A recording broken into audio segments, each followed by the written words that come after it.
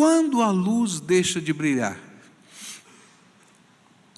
quando a atração da cruz para de nos atrair.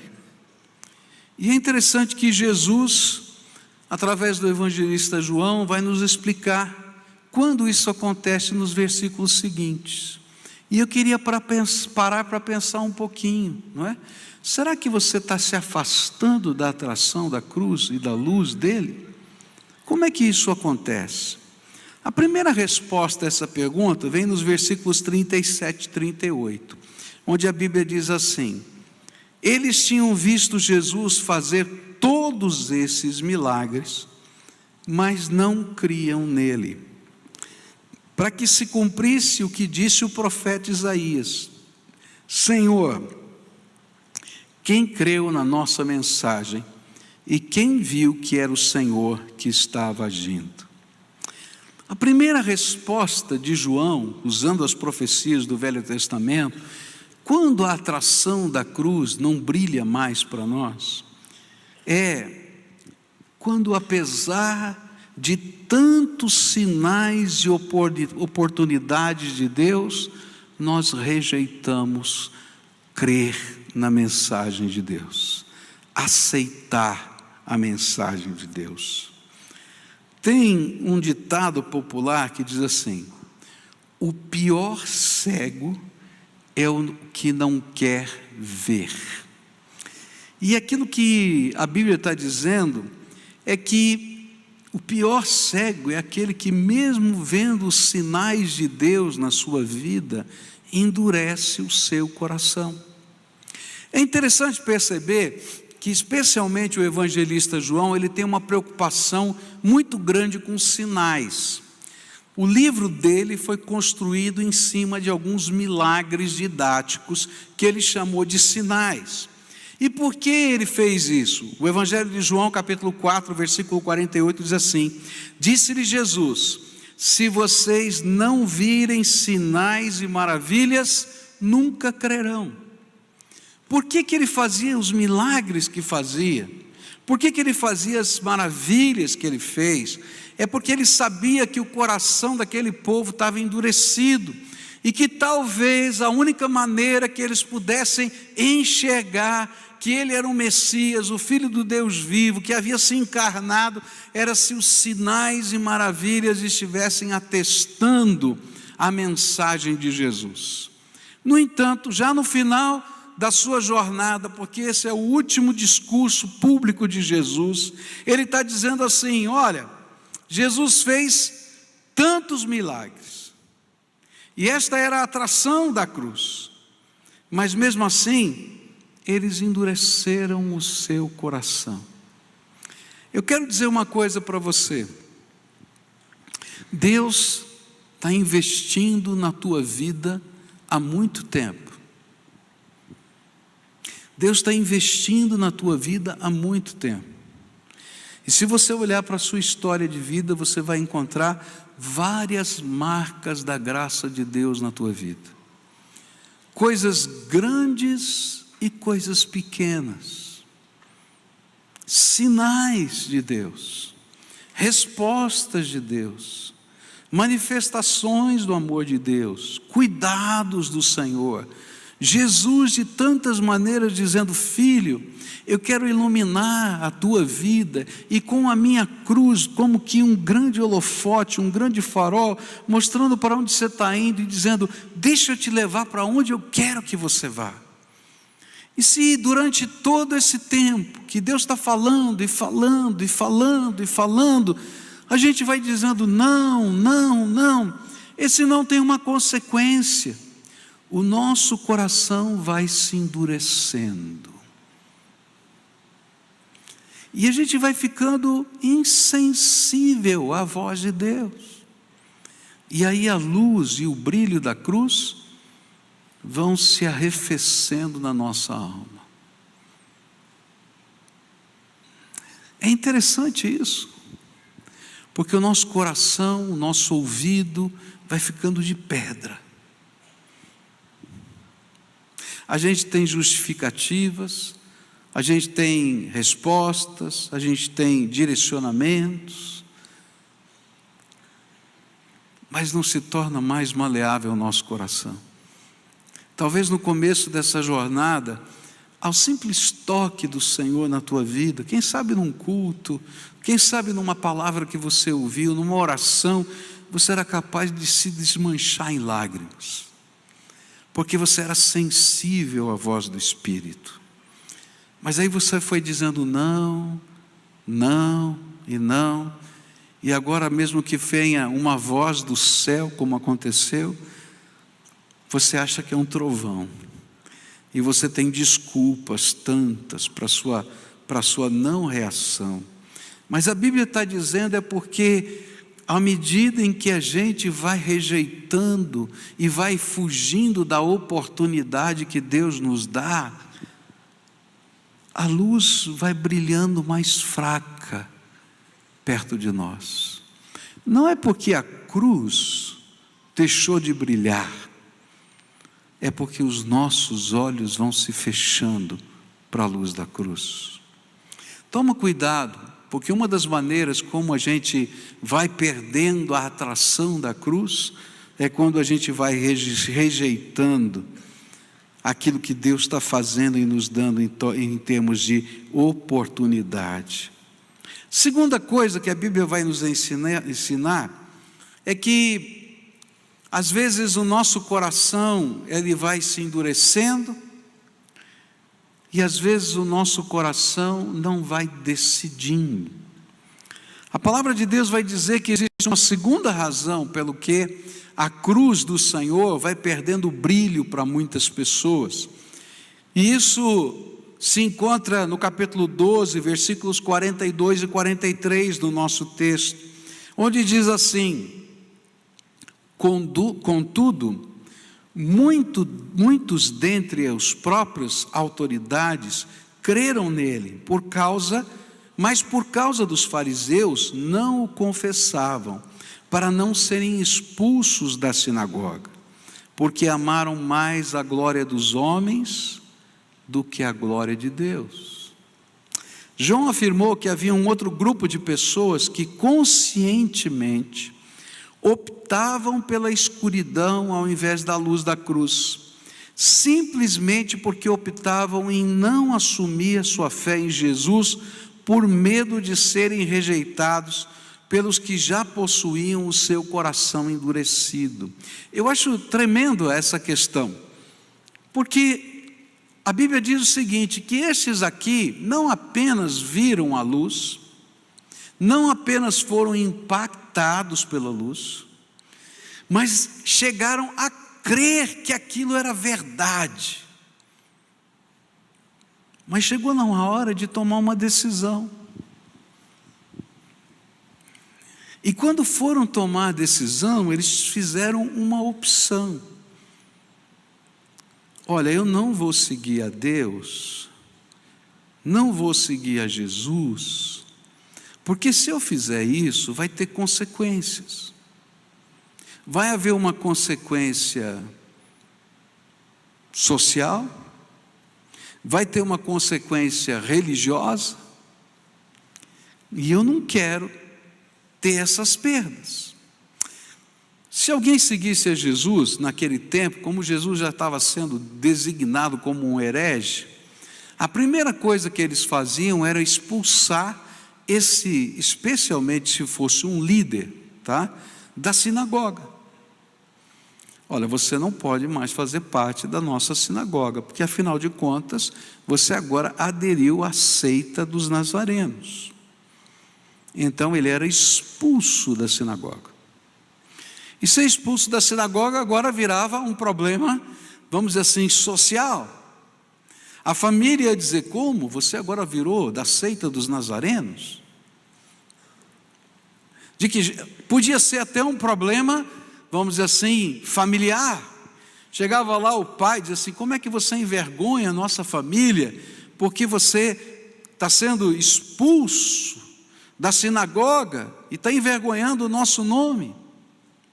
É interessante que Salomão Ginsburg, que foi um judeu convertido, quando ele se disse convertido ao cristianismo, ao seu pai, o seu pai, que era um judeu ortodoxo, abriu a porta da casa e disse para ele: pode sair por essa porta. E enquanto ele estava saindo daquela porta, ele pegou aquelas maldições que estão lá no Velho Testamento e disse assim: meu filho, a partir de agora, maldito serás quando saíres, maldito serás quando entrares, maldito serás quando te deitares, maldito serás. E ele foi saindo ouvindo a voz do seu pai dizendo as maldições. Talvez você não saiba, mas Salomão Ginsburg foi um dos primeiros missionários dos batistas americanos aqui no Brasil. Fundou igrejas lá no norte do nosso país, em vários lugares. Escreveu hinos maravilhosos que estão aqui nos nossos hinários. Mas naquele dia ele saiu muito abalado, triste, angustiado, porque ele tinha feito uma opção. Ele não queria a glória dos homens, ele queria a glória de Deus. E enquanto ele estava andando pela rua, ele conta isso na sua biografia, enquanto ele estava andando naquela rua triste, muito triste, o Espírito Santo de Deus se derramou sobre a vida dele poderosamente. E ele disse algo que a gente não sabe entender exatamente o que foi. Ele diz assim: eu me senti embriagado pelo Espírito Santo. A ponto dele estar caminhando na rua meio cambaleante e chegar um soldado, um guarda, e dizer: menino, você é tão jovem para andar bêbado na rua. E ele disse: eu não bebi nada de álcool, mas eu estou cheio do Espírito Santo.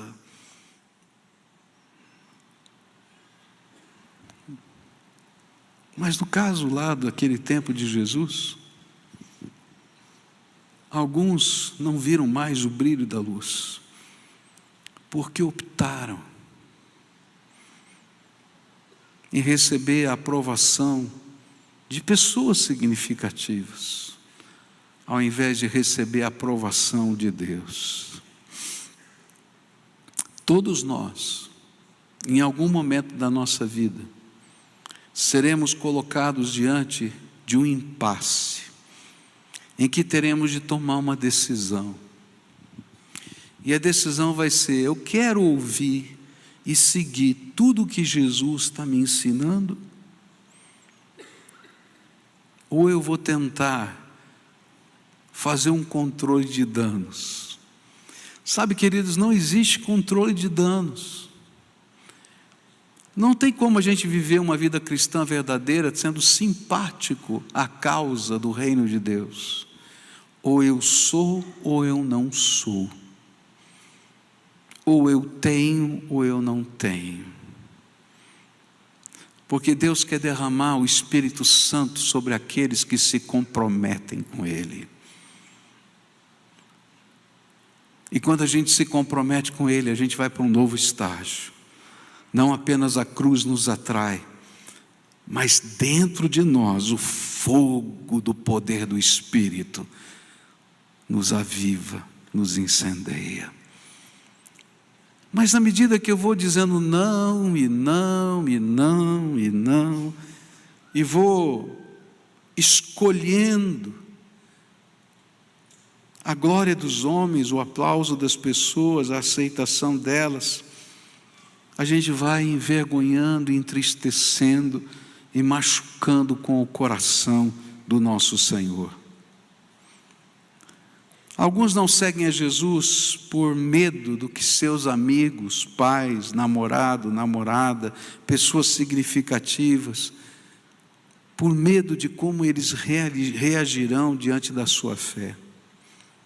Outros não praticam os valores da fé por medo do que possam perder financeiramente ou socialmente. Mas não vale a pena, porque o brilho da cruz vai se apagando dentro do nosso coração.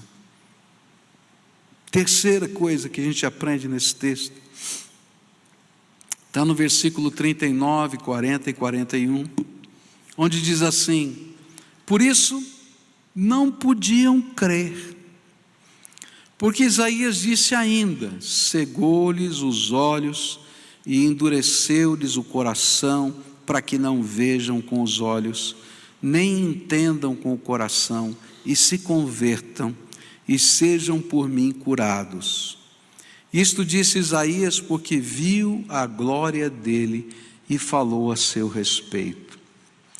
E aqui é pesado. A Bíblia nos ensina que chega um momento que nem a paciência de Deus nos aguenta. Eu tenho que confessar, né, que às vezes para aguentar um ao outro precisa de muita paciência. Não é verdade? Fala a verdade, não é? Então, olha, eu quero dizer, para me aguentar tem que ter muita paciência. Minha mulher que o diga, né? Mas eu quero dizer que eu não estou sozinho não, viu? Porque para te aguentar precisa ter muita paciência. Porque nós temos aquelas coisas que são próprias de nós mesmos, né? Que a gente chama de idiosincrasias, né? Aquelas coisas que são muito esquisitas, que só você tem, não tem mais ninguém na face da terra. Você consegue lembrar de uma coisa que é só tua, teu jeitão assim, que é muito esquisito? Eu não espero que seja polir a sua careca não, né? Você vai polir a careca mesmo? Gente, tem as coisas que são muito estranhas, que a gente faz, que a gente vive, que tem o nosso jeito de ser, e que precisa ter muita paciência. Mas há algumas coisas que nem Deus aguenta. E essa é uma coisa que a gente às vezes não percebe, mas que percorre a Bíblia toda. Que a paciência de Deus tem limite. E quando nós chegamos no limite que Deus marcou para os nossos pecados e para a dureza do nosso coração, as oportunidades começam a cessar na nossa vida. E esse conceito vem através da Bíblia. Se você olhar para a palavra de Deus, a gente vai encontrar pelo menos aqui 2 exemplos para a gente não gastar tanto tempo. A gente vai encontrar na promessa feita a Abraão, de que um dia toda aquela terra que ele tinha peregrinado, ele daria aos seus descendentes e tomaria dos amorreus. Ele disse o seguinte, isso está lá em Gênesis 15, verso 16: na 4ª geração tornarão para aqui, e aqui vem a palavra-chave, vem o texto-chave, porque não se encheu ainda a medida da iniquidade dos amorreus. É como se Deus tivesse dito assim: olha, eu já sei que esse povo é duro de coração, que não vai se converter, mas eu estou dando uma grande oportunidade, 4 gerações.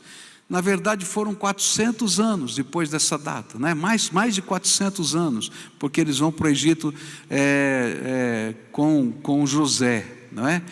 E aí então ele diz: olha, vou dar todo esse tempo de oportunidade, mas um dia essa oportunidade vai cessar, e eu vou tirar vocês lá do Egito, vou trazer para cá, e vou destruir esses povos, porque eles esgotaram a minha paciência. O limite da iniquidade chegou. A mesma coisa eu vou encontrar, por exemplo, na destruição de Sodoma e Gomorra, onde o Senhor disse: olha, o limite da iniquidade desse povo chegou, acabou, não tem mais oportunidade. A Bíblia vai dizer que isso vai acontecer na volta do Senhor Jesus. O Senhor marcou uma data que eu não sei, porque Ele sabe, mas essa data está ligada ao limite da iniquidade dessa terra. Quando os valores começarem a ser tão pervertidos como já estão sendo, e aquilo virá tão normal, que Deus diz: não consigo olhar para isso. Deus vai dizer: chega, acabou o tempo da oportunidade. Mas isso não acontece apenas com povos, nações, ou no final do mundo, mas a palavra de Deus vai dizer para a gente que acontece também com pessoas. E se você vai se lembrar, no texto da palavra de Deus, quando Jesus faz um milagre, e logo depois dele fazer um milagre, ele diz assim: olha, não foi Jesus que fez, nem veio o poder de Deus, mas esse poder veio de Beelzebu, o príncipe dos demônios. Lembra disso? E aí então Jesus vai explicando como funciona o reino de Deus e como funciona a operação demoníaca na terra. E logo depois dessa explicação ele diz assim: ok, então faz mais um milagre para a gente acreditar em você. E a resposta de Jesus assim: não, chega, para vocês só resta um milagre, que é o milagre de Jonas, a minha morte e ressurreição. Vocês já encheram o limite da paciência de Deus.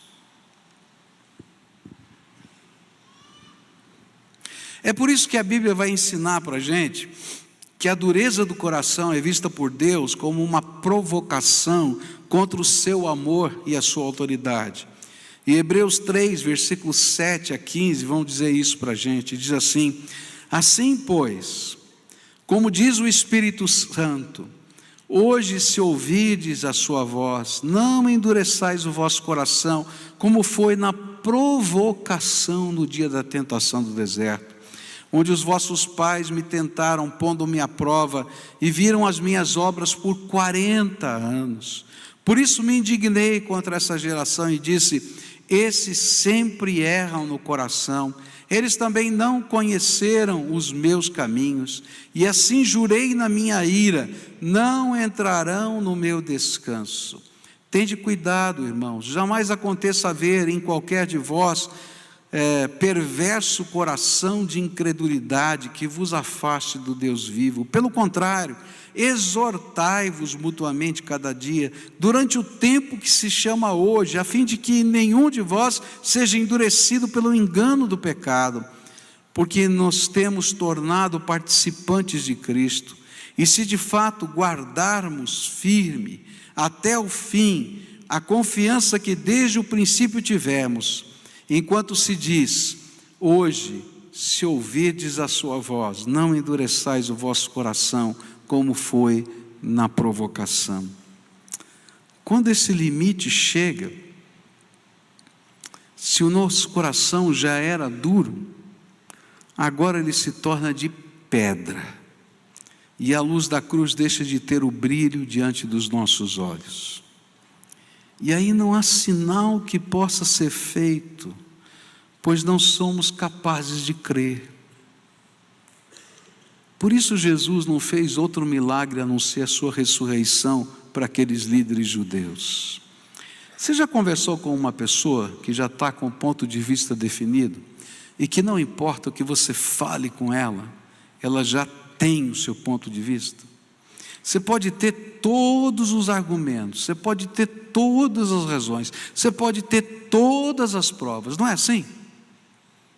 E não importa, ela está pouco ligando se você venceu ou não o argumento, porque na verdade a discussão nada mais é do que uma esgrima, para ver quem ganha diante das pessoas, porque ele não vai mudar de ideia. E Deus está olhando lá do céu e está dizendo assim: chega, eu não vou continuar esgrimando com você. Já fiz tantas coisas na tua vida, tantas coisas, mas o teu coração está tão duro, que você não vai conseguir enxergar mais nada daqui para frente. E aí, ele vai começar a investir, quem sabe, em outras pessoas que estejam na sua volta, para que a luz possa brilhar na vida deles. Porque é muito precioso o que Deus fez, para que a gente não veja com valor o que Jesus tem para nós. Mas o que o Senhor Jesus então está esperando de nós? É que nós nos tornemos filhos da luz. E para nos tornarmos filhos da luz, nós precisamos crer que Ele é a única esperança de salvação eterna. Não tem jeito da gente ver o brilho de Deus na nossa vida e não entender que Jesus Cristo é o único caminho, é a única verdade, é a vida eterna para nós. Não tem jeito da gente crer nesse Jesus e não decidir andar pelo caminho que a cruz mostra. E aqui vai chegar um momento na nossa vida em que a nossa fé é colocada em prática. Sabe por que eu sou a favor da vida? Sabe por que eu quero estar naquela marcha lá, naquele encontro, no dia 15? Não porque eu acredite que o Supremo Tribunal Federal vai se convencer de qualquer coisa pela nossa manifestação popular. Eu acredito que muitos daqueles juízes já têm a sua decisão tomada independentemente de qualquer argumento que seja dito. Mas eu quero estar lá como um profeta, como um servo de Deus, para dizer assim: olha, segundo a palavra de Deus, a vida começa desde a concepção, porque antes da fundação do mundo, no projeto de Deus, aquela vida já existia. Eu quero estar lá porque esse é um valor que sempre percorreu toda a sociedade. Mas esse é um valor que emana dos valores do rei. Queridos, a gente tem na ética sempre que tomar decisões entre valores conflitantes. É assim que a gente define ética. Não existe preto no branco, não é fácil tomar decisões éticas. Mas como é que a gente toma decisões éticas quando você tem um confronto de valores? A gente toma decisões éticas priorizando o valor maior. Eu não estou dizendo que a mulher não tenha direito sobre o seu corpo. Eu estou dizendo que antes do direito do corpo tem um valor maior. E o valor maior é a vida. Porque no dia em que a vida não tiver valor maior, todos nós estaremos correndo risco. Nós já assistimos na história do mundo tempos em que a vida não tinha valor. E nesses tempos quiseram construir uma sociedade perfeita e sem defeitos. E aí criaram vários modos de extermínio daqueles que achavam que aquelas vidas não tinham valor. Começa com coisas pequenas, mas se expande para outras coisas. Agora eu vou estar lá, sabe por quê? Porque eu creio em Jesus Cristo, o Filho do Deus vivo, e os valores dele precisam nortear o meu jeito de viver, quer eu goste, quer eu não goste. Por quê? Porque eu quero que a luz de Deus brilhe na minha vida. Porque na hora que essa luz parar de brilhar, a gente perde o senso de direção. E o que a Bíblia está ensinando é exatamente isso. Quando essa luz para de brilhar, as pessoas perdem o senso de direção e não sabem para onde estão indo. E não conseguem enxergar.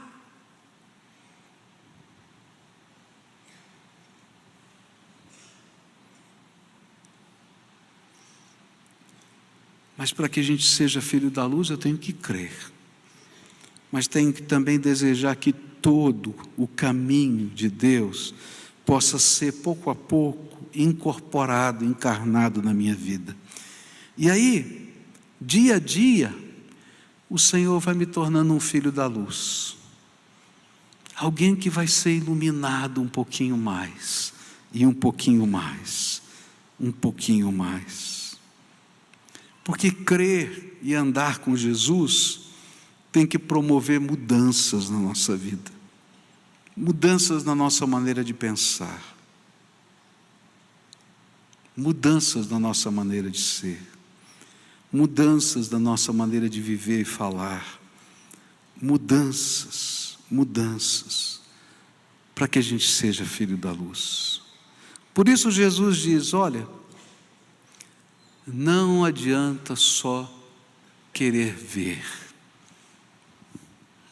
a gente tem que se comprometer com Jesus. Nessa noite eu queria, antes da gente celebrar a ceia do Senhor, orar com você. Eu conheço tanta gente que ao longo dos anos da sua vida, Deus tem marcado com os seus milagres. Sua vida é um milagre.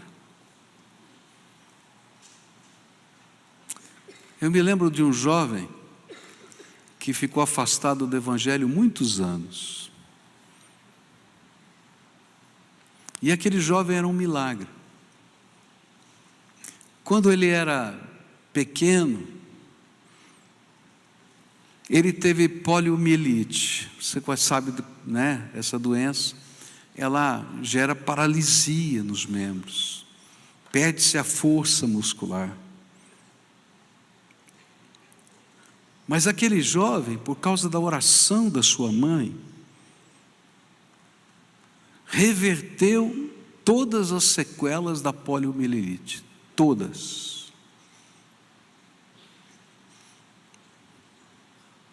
Ele era um milagre ambulante. Mas quando chegou o tempo da sua adolescência, ele se afastou do Evangelho. E durante muitos anos ele ficou longe do Evangelho. E aquela mesma mãe que tinha orado pela cura dele, orava pela volta dele. E dizia: Senhor, traz de volta, porque o meu filho é um milagre. Mas parecia que o fato dele ser um milagre tinha se tornado um peso na vida dele, em vez de ser uma bênção. E só mais velho, ele pôde voltar para a casa de Deus e para entender que toda a sua vida tinha sido um milagre. Gente, talvez você seja um milagre de Deus a tua vida inteira. E aí você não tem nem razões para dizer por que você foge de um compromisso com Jesus. E o pior é que cada vez que você endurece o teu coração, a luz brilha menos e você não pode percebê-la. Há outros que estão aqui todo domingo, mas nunca se comprometem com o Senhor Jesus e com a sua igreja, nunca pedem o seu batismo. Sabe por quê? Porque tem medo. Medo do que as pessoas vão pensar, medo de como serão vistos. Jesus merece o seu compromisso com Ele. Menos do que isso, a Bíblia chama de provocação. E sabe o que é pior? É que à medida que a gente vai endurecendo, não restam sinais e nem palavra, porque nada vai mudar a gente fica de pedra. Então hoje eu queria orar com pessoas que não querem ser mais de pedra, que o Espírito Santo está falando, que está dizendo: olha, hoje é dia de compromisso, hoje é dia de entrega, hoje é dia de dizer: Senhor, eu quero ser guiado pela luz, dirigido pela Tua luz, orientado pela Tua luz. E por isso eu queria orar com você, a quem o Espírito Santo está falando. Uma oração de pacto, de compromisso, de entrega. Ah, nem todo mundo vai aplaudir você, tenho certeza, mas vai ter um lá no céu que vai te acolher com alegria, o teu Senhor Jesus.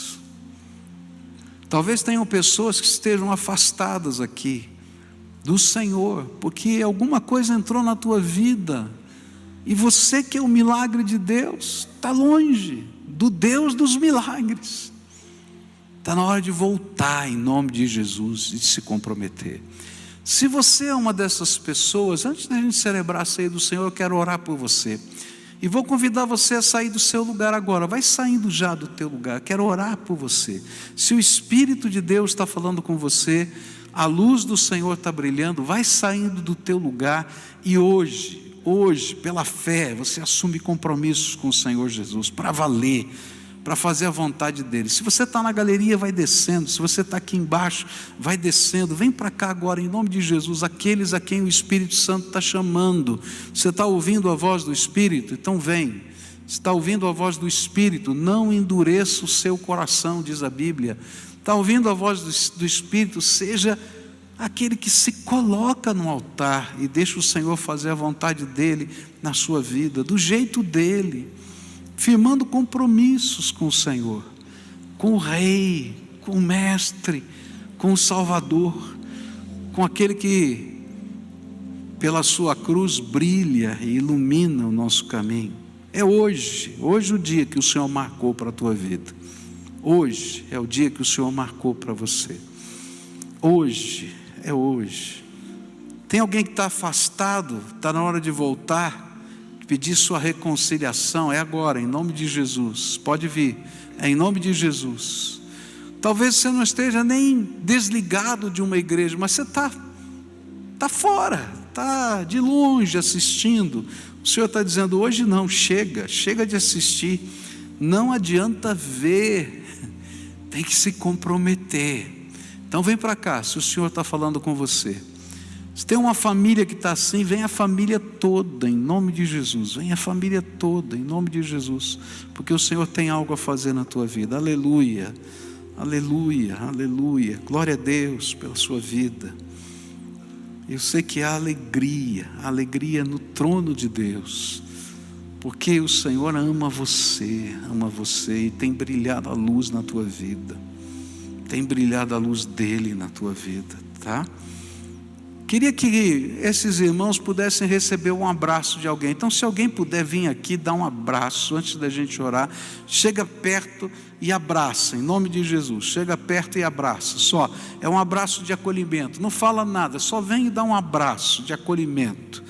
É a gente dizendo com o nosso abraço, que coisa boa a gente está junto nessa jornada espiritual. Tá? Só um abraço de acolhimento. Quem mais? Tem gente aqui na frente que não recebeu o abraço. Vem aqui, tá? Pode vir rapidinho, irmãos. Venham para dar esse abraço de acolhimento. Tem um casal ali que está sozinho, tá?